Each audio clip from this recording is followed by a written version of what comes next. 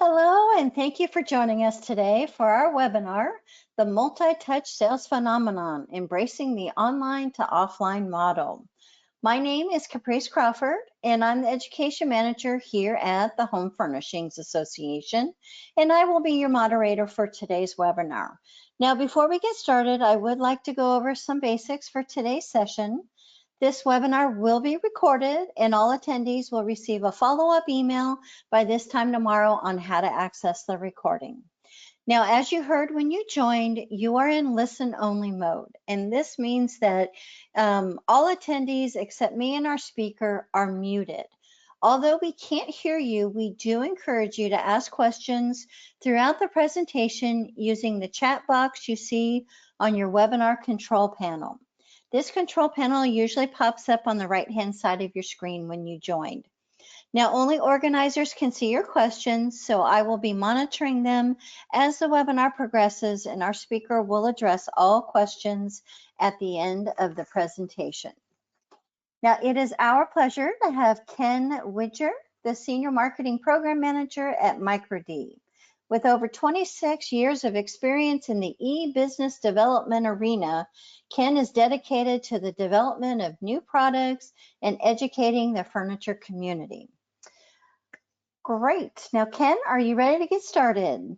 I am anxious to get started, actually. All right, you're on. Thanks very much. Well, hello, everyone.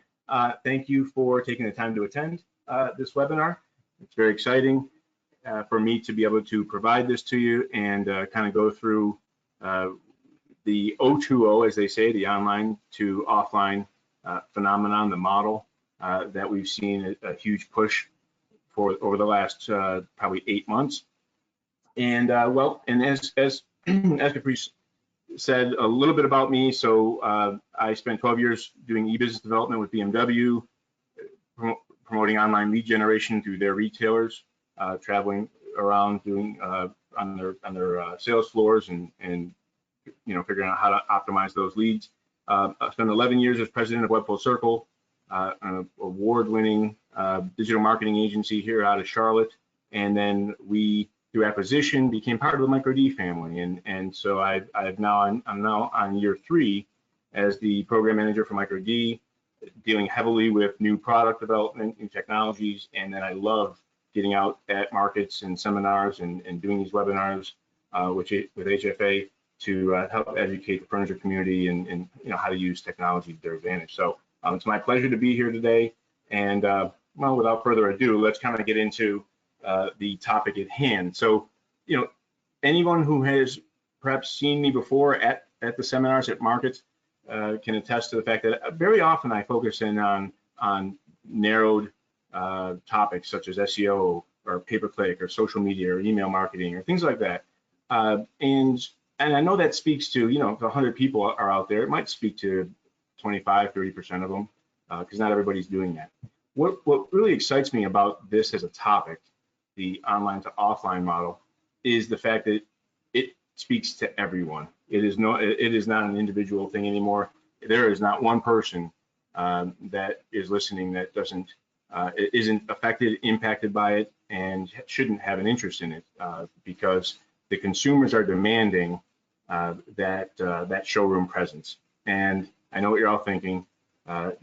We will get to the current state of affairs. We'll certainly not ignore that. But first, before we jump into that, let's define what O2O is as a general model, and what does it mean to us? Well, some people can call it very cleverly click and mortar instead of brick and mortar, but it's essentially a business strategy that brings potential customers from their website, from different online channels, to go ahead and come in and make purchases in the showroom. It also it brings along with that a strategy as to how to actually entice people to leave your website to come into your showroom. So it's not just, for the ones that happen to do that. We're actually looking to encourage that model, that shift, but it also incorporates aligning what's happening online versus what's happening in the showroom from a messaging, from a promotional, from a messaging standpoint. It's ensuring that there's a consistent experience that people get. What they see online is what they see when they walk in the showroom, and vice versa, right? So, because very often that's fragmented, and there's a bit of a divorce between those things, and it can be confusing. So that's an overall definition of O2O commerce, O2O marketing, etc. But the online to offline shift has been happening for quite some time now, and we're really dedicated to it. So the evolution, real quick, of furniture retail. And again, I'm speaking to the experts and those who know. But years ago, you had consumers that would just basically jump in the car and visit local stores. I mean, I fell victim to that plenty of times as a young kid, getting thrown in the back seat and get comfortable, because we're about to hit about 9 or 10 different furniture stores, like it or not. So, and then ultimately, so there was no real online part of it, right? You just did it over the course of a weekend. We, of course, then migrated, and retailers were happy making money. Then we go to the middle one here, where now your Amazon, your Wayfair, Casper, some of their big e-tailers are starting to chime in, and consumers are saying, wait a second, you mean I can shop from my pajamas? This is awesome. And all of a sudden, it became just the ease of shopping was really appealing to people, right? Of course, if you look at our guy here, retailers started to freak out, right? What am I going to do? How do I compete with that? And it was tough. The levels are starting to kind of reset, if you will, and we've been seeing it again probably over the last 8 to 10 months of data and surveys and everything that shows us that now consumers are starting to use the online for a research purpose. I still want to be able to sit in my pajamas and look at different brands and different styles and different colors and different shapes and sizes and do product comparisons and all that. I want to be able to do that. However, I feel like I'm more comfortable pulling the trigger in the actual showroom. And that trend right there, and although retailers, as you can see my guy there, they're a little skeptical of it, there's no doubt that is the preference right now, and that's where the industry has gone in a big way. So let's start by addressing kind of the elephant in the room, shall we? Well, what about COVID-19? What about what's going on here, Ken? Geez, isn't it strange to talk about driving people to my showroom? Sure, I guess for right now, yeah, it is. And although my model here, my little graphic, I guess it doesn't represent a very good social distancing. So there we go. All right. So how does what we're experiencing right now change the O2O model?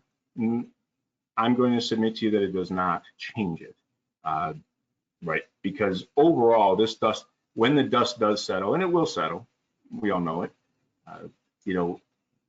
consumers are still, this little temporary time where people aren't able to go to a showroom, it's not going to change the sentiment that they feel. It's not going to change their buying preferences. They want to visit a showroom. As a matter of fact, there's a lot of argument that out there that, look, when the dust does settle and things kind of get back to normalcy, you should be prepared, because people are anxious to get out of their houses and people are anxious to get back to going and being able to shop in a store. So if anything, it doesn't change the model. The concept doesn't change. It doesn't change consumer preferences. Yes, obviously people are making adjustments to stay kind of this temporary online to online to keep that in place. And again, be prepared for this when the dust does settle, that I think the floodgates will open and you're gonna get a lot more showroom traffic than you think.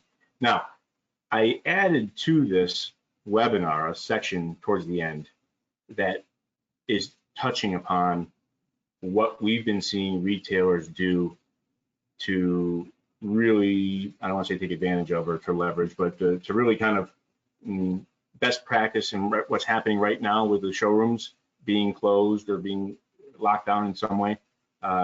So I will have a section as a little bit later in this webinar touching on some bullets of what we're seeing and experiencing. So we will address that. We're not that's not going to go without being addressed, I can assure you. But that said, I do want to continue to educate on what we're here to talk about, and that's the O2O, the online to offline model, right? Now, a lot of this stems from, actually, you know what? Let me go back. Caprice, this may not be a bad time to roll out a survey or a poll as it relates to how the COVID-19 has impacted, just to kind of get the pulse of what people are experiencing in their showrooms right now.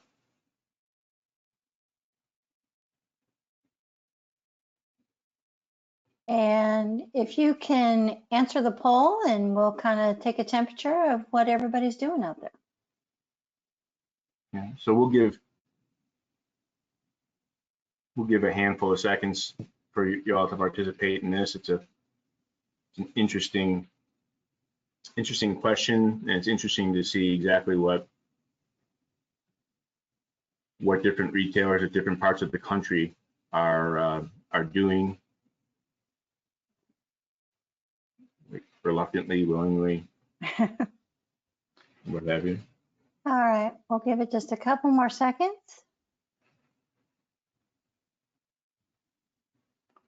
All right, I'm going to close the poll and let's take a look at what we've got.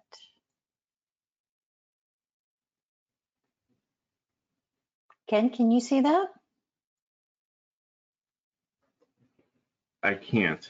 Oh, okay. So we've got 84% of our people here have closed their showrooms. 11% have adjusted their hours, and 5% are utilizing the social distancing mask, gloves, but no showroom changes. Beautiful. Okay, well, that's excellent.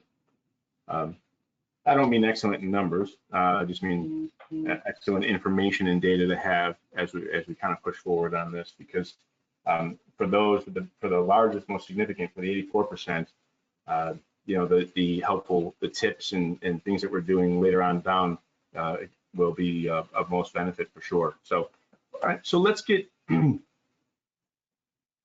back into this.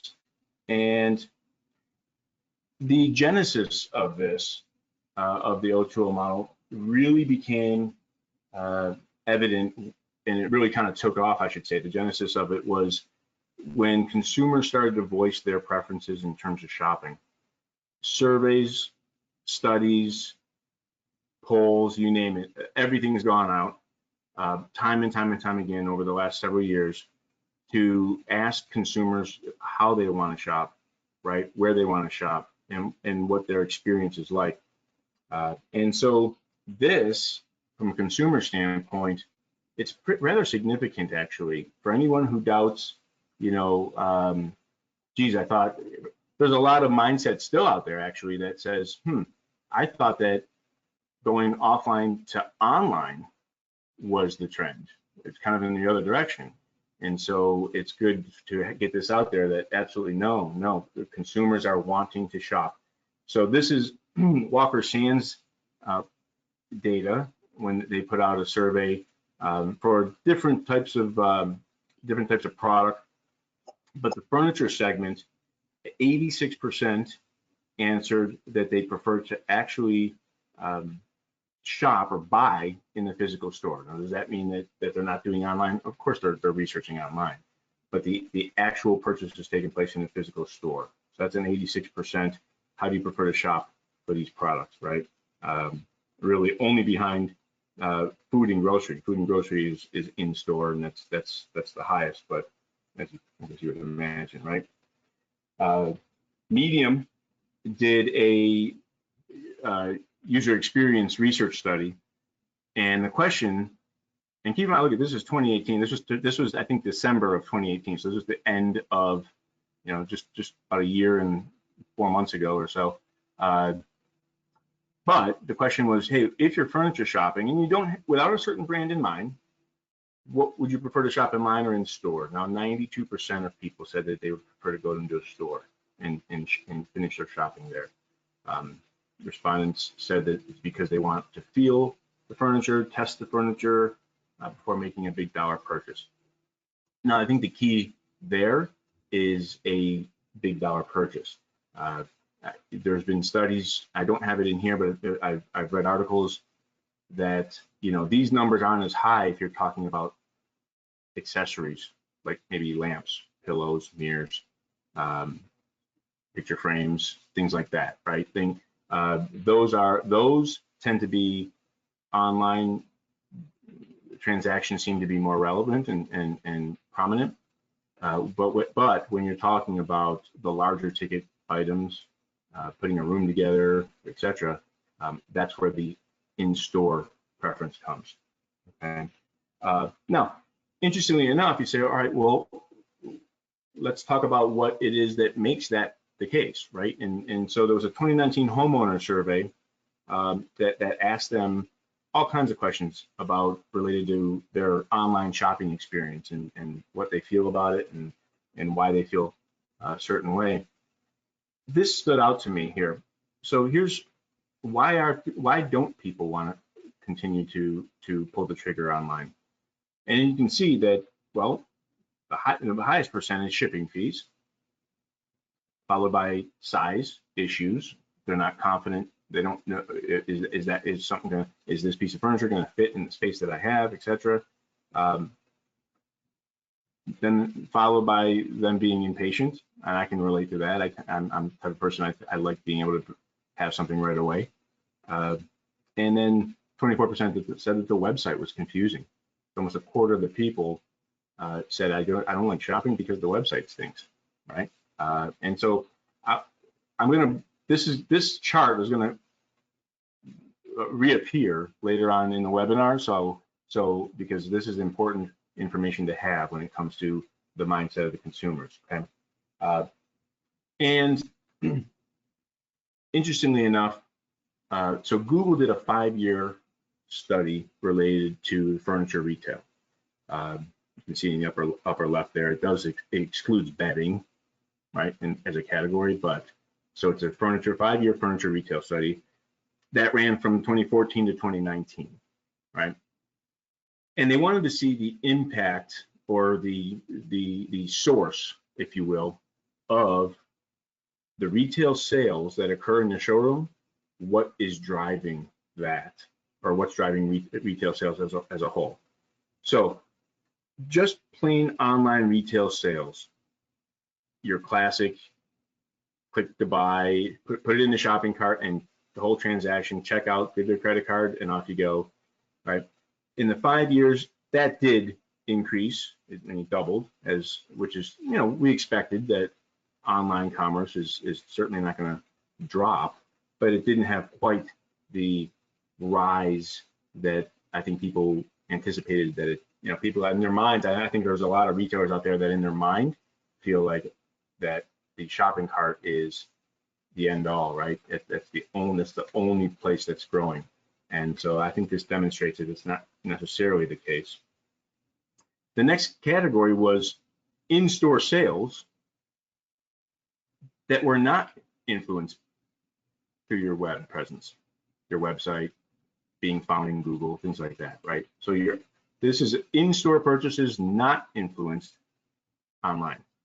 And you can see over the 5-year period that dropped pretty dramatically by almost $11 billion in sales, right? Far and away the category that is the standout, I should say, are in-store sales that were indeed web influence. So people finding you online, people looking at your website, people doing their research, and then coming into the store and buying has had, over the last 5 years, the most significant jump, right, by almost $15.5 billion. So this, as a segment, is the cart on the rise? Sure, but not nearly as much. Is non-web influenced store sales? No, that's declining, and that's going to continue to decline. So this is basically people who saw a billboard, heard a radio ad, saw a print ad, and decided to come in. Your digital leading to your showroom sales, that's where it's going. That's where it has been going for the last 5 years, and that's where it's going to continue to go. So we have to jump on this now. Okay. So we're also here to define what multi-touch means, and how do you market in a multi-touch manner, and how the shopping journey evolved over time. So let's talk about what multi-touch means, right? So there's many areas or channels that buyers do experience your business as they go through their buying journey, and whether that's people seeing an ad on pay-per-click, whether that's you coming up in Google because someone ran a search, someone going to your website, someone seeing an ad on Facebook, all kinds of different avenues, right? So you have social media, you have your SEO, you have specific landing pages that you're sending people to, you have email marketing that might be exposed to, but it used to be pretty linear, it used to be pretty simple, right? Somebody might see an ad, come in and make a purchase. Now it's rather sophisticated, right? They might see your ad, they might be scrolling through their social media, and they might see your ad, and it could be just a promotional ad. Okay, that's fine. But they don't act on it. But then they go and they run a search in Google, and your website comes up towards the top because you're doing SEO. Great. So wait a second. I just saw Ken's Furniture. Okay, now I go to your website. Maybe I send an email asking a question. Now I'm part of the email marketing. So 3 weeks later, so people are getting touched 7, 8 times now before actually starting to make their decisions. And so just to demonstrate something like this, so the old journey for shoppers would start with some brand awareness up at the top here, right? They might go in. I mentioned, again, being, falling victim of this as a kid, right? So get in the back seat, and we're going to go to the first store, we're going to go to the second store, we're going to go to the third store or more, and it's just going to be driving from one to the other. Maybe they go home and then they call, they decide what they like. They go home and then they start picking up the phone and calling and saying, what's pricing? What's your best price? They start price shopping. Ultimately, they decide on what store they want, whether it's price, value, you name it, I don't know. But they go back and they buy it in the store. They become loyal customer, and then they actually, word of mouth, start talking to their neighbors and friends and family, right? That was it's kind of the old way. Now let's talk about the new way. Well, you're still hitting them with some brand awareness locally, but now it starts with an online search. And now they're going to start researching the different products that's available to them, different trends. That online search might start with, it doesn't necessarily go to, dining room furniture near me. That, not quite yet. This initial search might be the best furniture if you have pets, or most durable leather for young kids, or something like that, right? They're doing more of a product-centric search because they want to start looking at products, trends, start comparing products, etc. Okay. Once they're comfortable with that, that's when they start doing more local searches, like, I don't know, hooker furniture near me or leather furniture near me or something, right?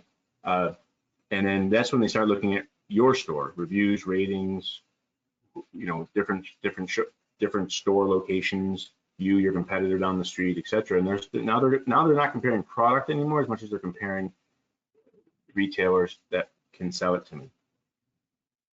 They ultimately will make a decision to jump into what appears to be their favorite store, and most of them will go ahead and then just buy right then and there. The days of consumers going to 4 or 5 different stores are over. That is being done digitally, and very often now, almost always, when they do decide on the retailer to visit, they get in their car, they drive there. That's that sale is yours to lose at that point, because they've made some decisions already, and they're already way down that funnel. So they're probably not planning on visiting too many other stores. So they buy in store, they become a loyal customer. Now, however, with our world today, it's not just word of mouth where I'm going to talk to my neighbors and my friends. Now I'm posting it out on social media. So all of a sudden, where normally I'd get probably 8 or 10 word of mouth out there, now I'm getting hundreds, if not thousands, of people seeing that I had a great experience over at Ken's Furniture Store. So the quote unquote word of mouth in our world today is a hell of a lot bigger than it ever was before. And so that's why becoming a loyal customer and making them your advocate is huge now, right? And so how does that journey, what does that journey look like in terms of how we leverage it? Those different stages of the new journey, what does that mean to us? And what does that look like in terms of marketing? And so I wanted to kind of provide you a little bit of insight into that. So the digital side of marketing there's plenty to choose from, right? Things you got to be aware of. There's email marketing, there's AdWords or pay-per-click, right? There's display remarketing, media buying, geofencing. There's SEO, local SEO, our directories. There's blogging, and then there's social media, and then there's actually taking care of the website itself too. So there's a whole big scope of the digital side that needs to be attended to. And the first idea is the first step is to define those touch points. Define what it is that you're participating in. Not everybody's going to do pay-per-click and AdWords. Not everybody's going to do hardcore. Not everybody does email marketing. So define what's best for you, what's best for your business, what resources you have to fulfill this, whether it's something you're going to handle internally or through a partner as a provider. Either way, you need to first and foremost define what your channels are going to be and how you're going to approach them. Okay? And so what I wanted to do was outline these different stages here. So you've got your brand awareness, you've got your first initial search, then product research, then local search, and then purchase. So for brand awareness, this is where consumers recognize the brand from general advertising. This is more traditional in nature. Your TV, radio, your print, direct mail, billboards. This is where I'm in Charlotte. I live in Charlotte, outside of Charlotte, and I'm going to recognize that name. Because I hear the radio ad all the time, or because I drive past their billboard every day on the way to work. All right, so immediately there's a brand recognition point. Okay, and so that it starts there. It starts with some brand awareness. So that's why I would never be an advocate for someone to completely move away from traditional. That's a mistake.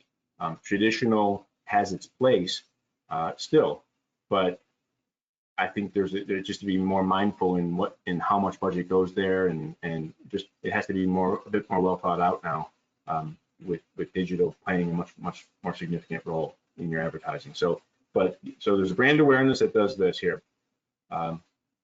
Then we have first search. So consumers start an initial search to explore products. Again, top rated bedroom furniture, best sofas if you have pets, low maintenance rugs, leather sofa versus fabric. You see how these are searches that are kind of specific to me, right? I've got young kids, so I want to know this. I have pets, so I want to know this. And so that's the type of product initial search that very often takes place.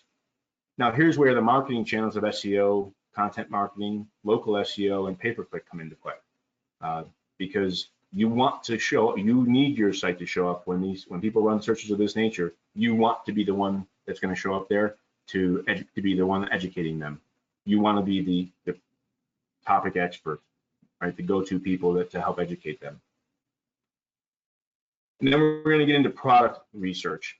Okay. So once someone feels comfortable that, okay, leather versus fabric,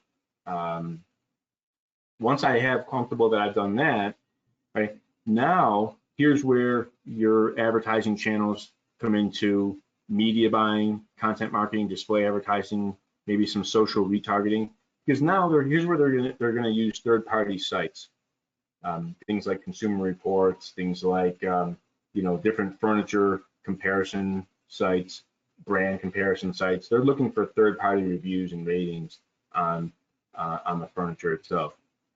So if you have a presence on those third-party sites, from an ad placement, you can buy an ad on those sites.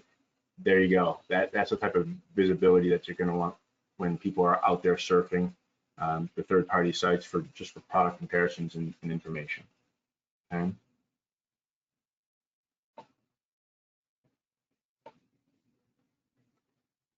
Now local search. Finally, the consumer feels good. They finally feel like they know perhaps what brand they want, maybe even what model, what brand or model or collection or something like that that they want. Now they're going to run a local search for retailers that they can now go see. Ashley Dealer near me, leather sofas, Charlotte, North Carolina. Fuzzy shag rug sale, right? You see how it's getting more narrowed, if you will. But now so some decisions have been made. Now they want to see, where can I go locally to fulfill this? Here's where your local SEO, pay-per-click ads coming up, your more traditional SEO, your social media. Here's where all that becomes extreme importance, because again, they're now looking for you. They went from looking for information to looking for you. And when they run that search, if you're not there, well, then good luck, because they're not, you're invisible, which is basically page 2 of the search result and beyond. You got your work cut out for you, right? We all know that when someone runs a search, especially a local one, if you're not in that map section or just below it, you're in trouble. So you need to be able to make sure that SEO, local SEO is on point, your pay-per-click advertising. Okay? And finally, the consumer comes to the showroom, makes the purchase. You provide them with a great experience. This is now where your post-sale needs to be touched, and it comes into play. It drives repeat referral business. We talked about social. So here's where business review sites, social media referrals. You need to touch people on within your email marketing. Don't be shy about email marketing to people, especially if you're putting content on your site that's helpful, like how to get red wine out of a sofa. The best ways to remove a stain from a shag carpet or shag rug or something along those lines. If you're putting that type of helpful content out there, make sure that you're emailing that out.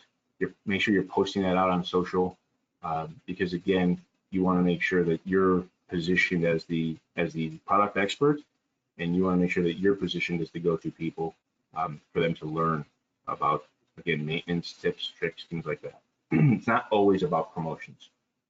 So that's one big, by the way, that's something to avoid while I'm on the topic. For email marketing and even for social media, we see way too much of retailers where all they ever do send out or post are sales and promos. And that begins to people become very numb to it quickly.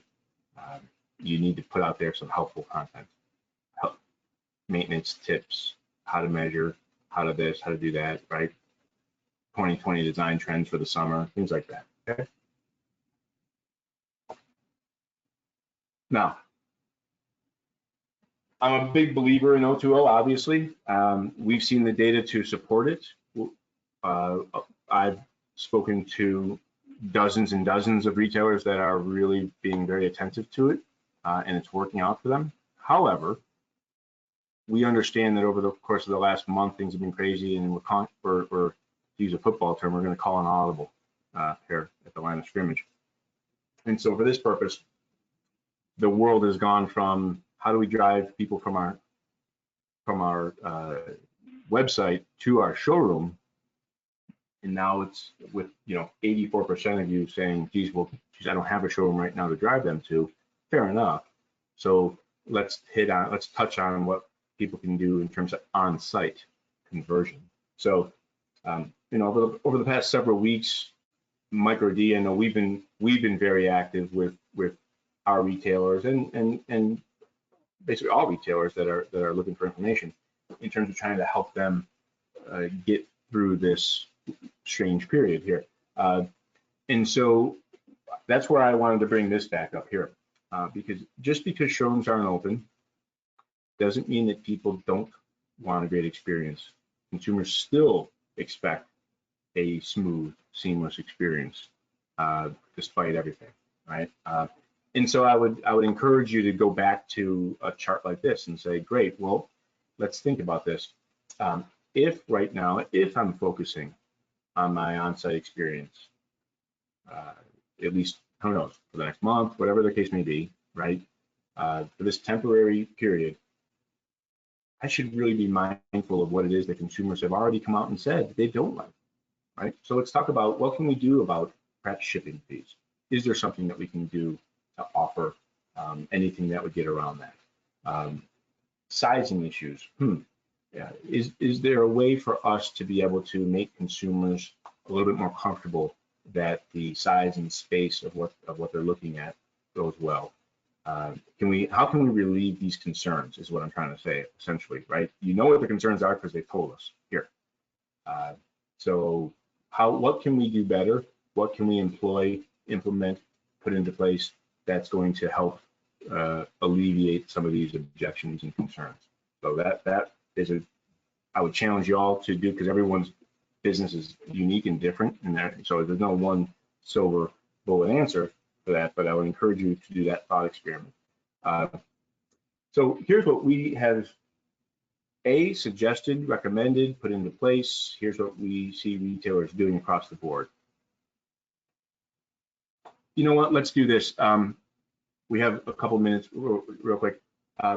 Caprice, would you mind, there's a second poll question that was really dedicated to understanding kind of what the audience has here as it relates to quote unquote e-commerce. Whether people, how many members of the audience are doing like legitimate, true shopping cart transaction commerce? How many are maybe just have pricing on their site, but not an actual cart to check out? How many aren't doing even pricing? Can we put that open for a little? Oh, I see you put it open there for a few seconds. I'd like to get some feedback on that. Perfect. So if you can take the time to answer, we'll keep it up for a couple of seconds.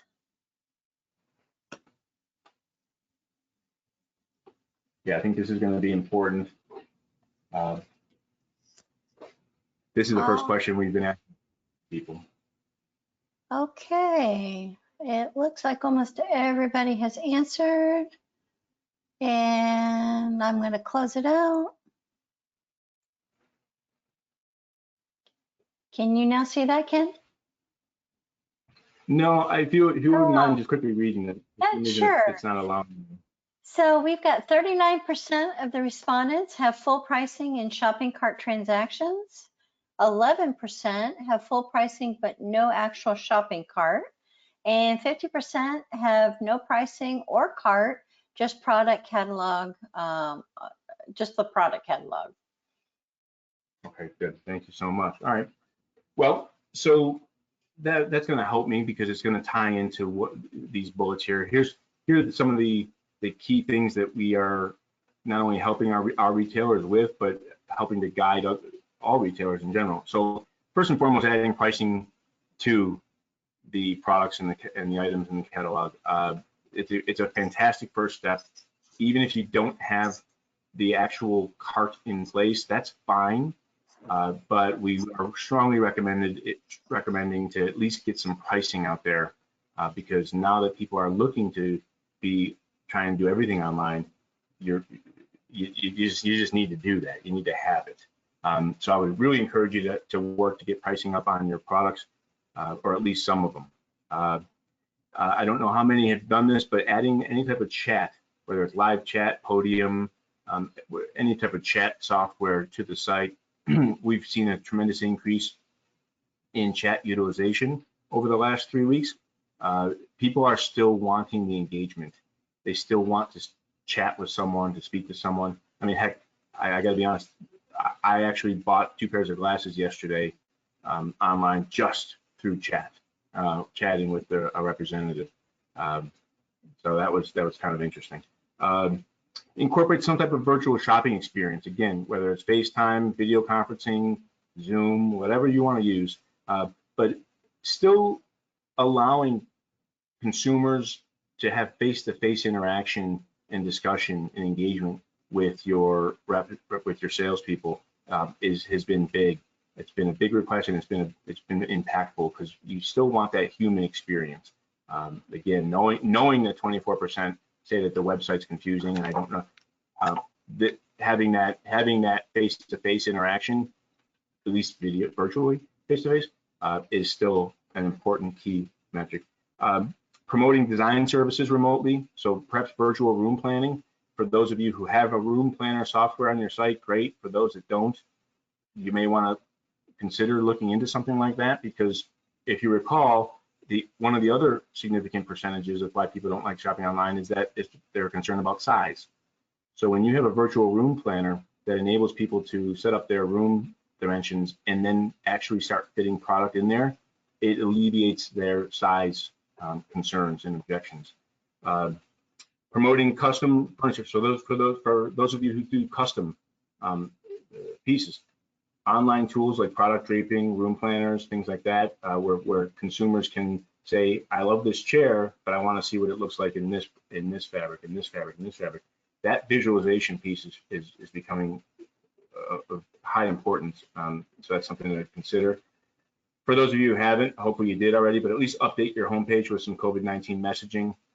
You definitely want to maintain some social compliance within the community. You want to make sure that you're aware of what your policies are. Again, whether your store hours have just been changed, whether you're closed, taking virtual, but you should put something on your homepage right up front, letting your users know, the people visiting your site, of kind of what to expect from the experience with you now, at least temporarily, but right now.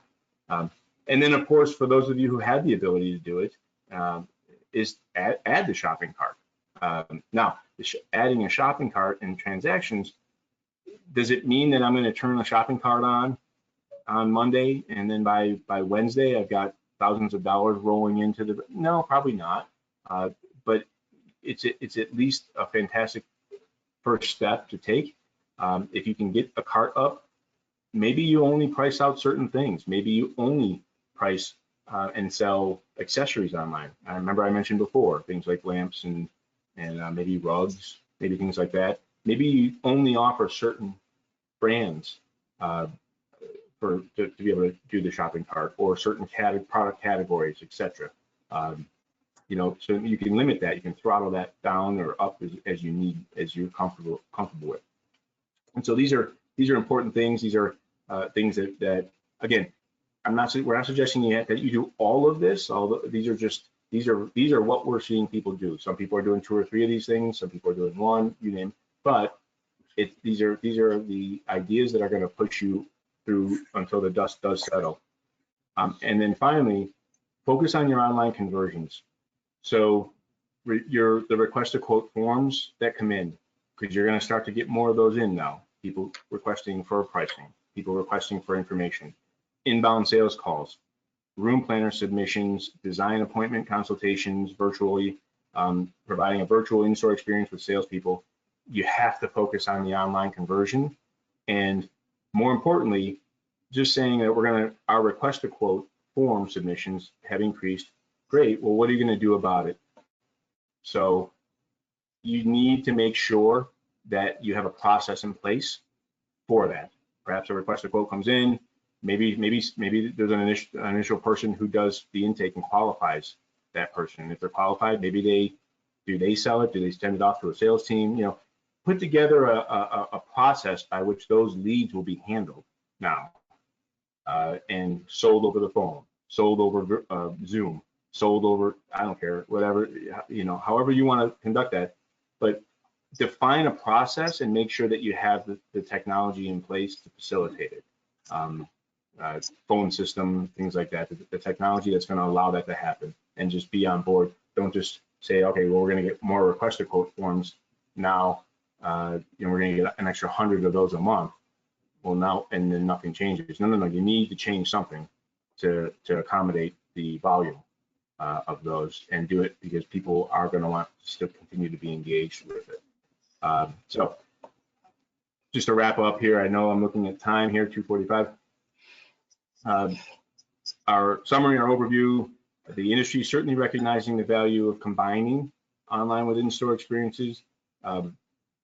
Customers are making it clear that they prefer to shop in the store for their furniture needs. Again, that's not going to change because of this temporary, lockdown here. Customers are requiring many more touch points before they make a decision. So you have to be diverse.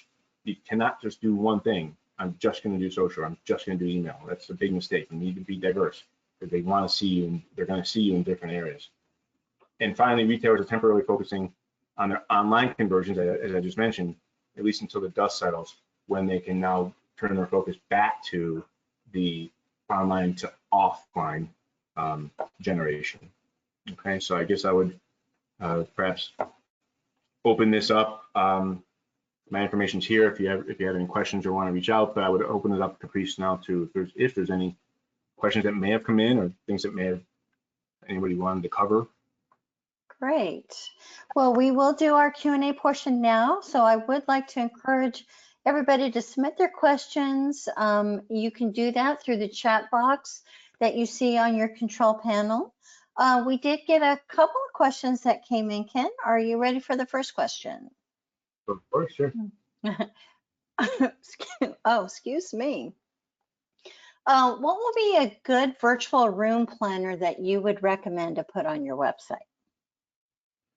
That I could research and get back to that individual on. I'm sorry, right off the top of my head, I don't. And this is not a solicitation of any kind, but I know MicroD, our platform, we have our own that our websites come with, and so that is one that I have most experience with, and dealing with our clients, they just tend to use ours. I'm more than pleased to do a little bit of digging and provide that anyone with that recommendation, if they wanted to maybe just reach out to me, perhaps through email here, I'd be happy to respond with a recommendation. Great, and I will give you that. that. Right off the top of my head, don't have that. Sorry. No worries.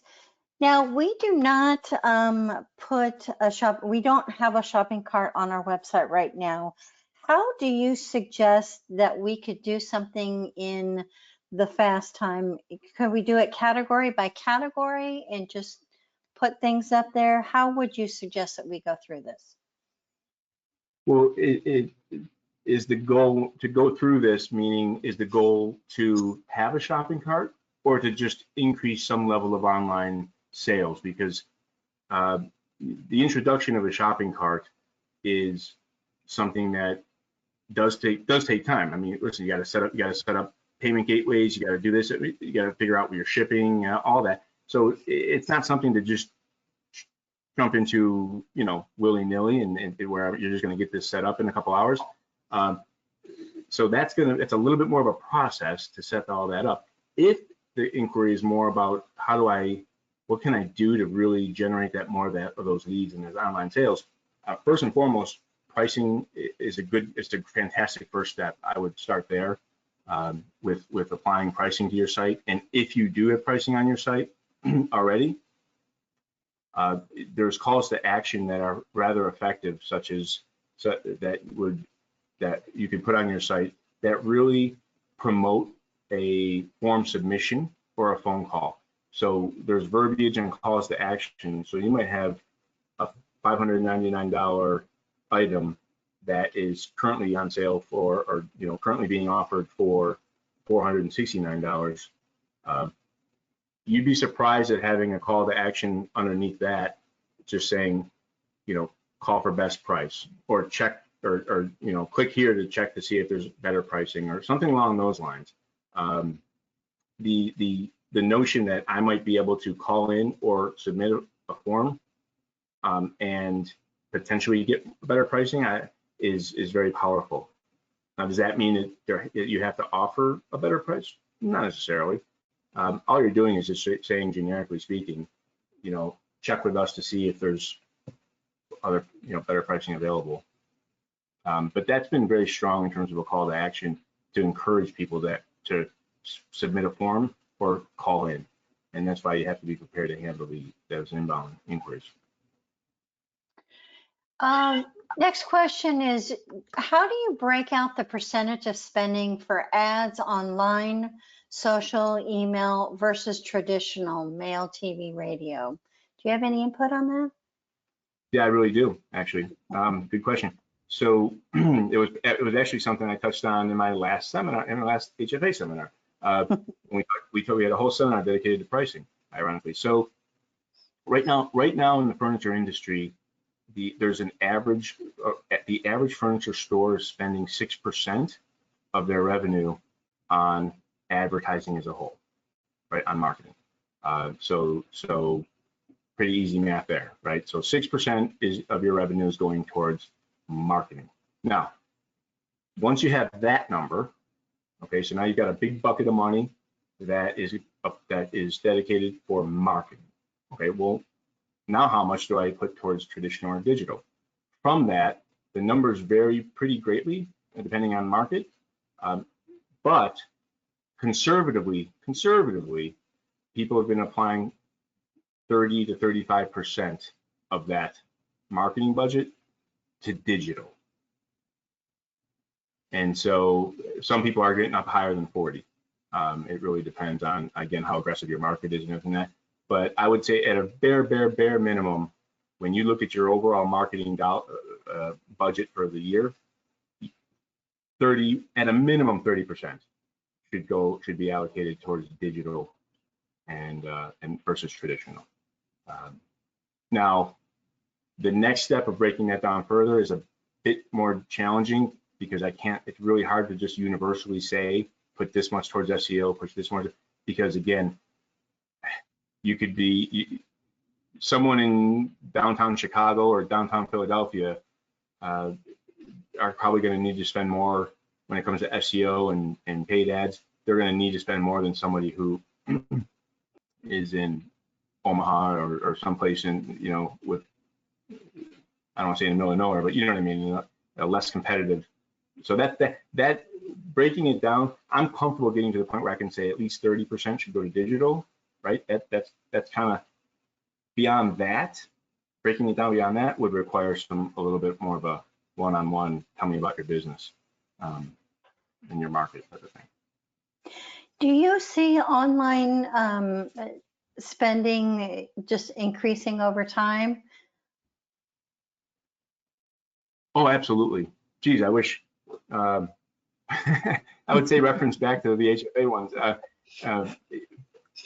Over the last, I don't have the visual chart in front of me, but I know for a fact that over the course of the last 4 or 5 years, the percentage that is being applied towards digital versus traditional has spiked. You see, if you could picture going horizontally to a line chart, right? One's digital, one's traditional. The traditional has gone down, just boom to the lower right, and the digital has gone up to the upper right in a big way to take its place. People that we're speaking to, retailers that work with us, there's been a significant shift of their marketing budgets to go towards digital. Now, I'm going to repeat something I said in the webinar, though. Does that mean that you stop doing traditional? Nope. I think that there's absolutely a place for traditional in terms of brand placement, brand recognition. But what retailers are doing is they're heavily peeling it back. They're saying, you know what, I might peel my traditional back by 25%, by 30%. I'm still going to keep some presence, but I'm not going to be as aggressive as I was. And that's where they're shift. So the thought of putting money towards digital, the good news is it's not new money. You don't have to. You're not sitting there wondering, well, how the heck am I going to now pay for more digital? Well, you don't have to worry about that. You're going to take X thousands of dollars a month that you would normally spend on traditional. You're going to shift whatever X percentages of that over to digital. And so it's the same amount, the dollar amount stays the same, it's just your allocation of it becomes more effective. Great. Well, it looks like that is the end of our questions. I would like to thank everyone that attended, and Ken, thank you so much for your knowledge and expertise that you gave us today. My pleasure, my pleasure. Now, I want to tell everybody about a webinar that we've got coming up this Friday. It will be talking about this crisis in your business. Are you ready for your store to reopen? And we will be having our Executive Vice President, Mark Schumacher, and Lazy Boy's General Counsel, Steve Kroll, to take a look at discussing strategies that you will need to implement now so you're ready for your customers to shop again. And it kind of goes hand in hand with what we talked about today. It will be a great Q&A. You will be able to ask a lot of questions and interact. So please join that webinar. You will be receiving an email today for that. You can always register on our website as well. And just to wrap up today's webinar, this webinar has been recorded, including the Q&A portion, and you will receive an email this time tomorrow for the on-demand version. Everyone that registered will receive the email from the Home Furnishings Association. But as always, if you have any questions for the association, you can reach us through our website right now at myhfa.org. We want to thank everybody for joining and have a fabulous day.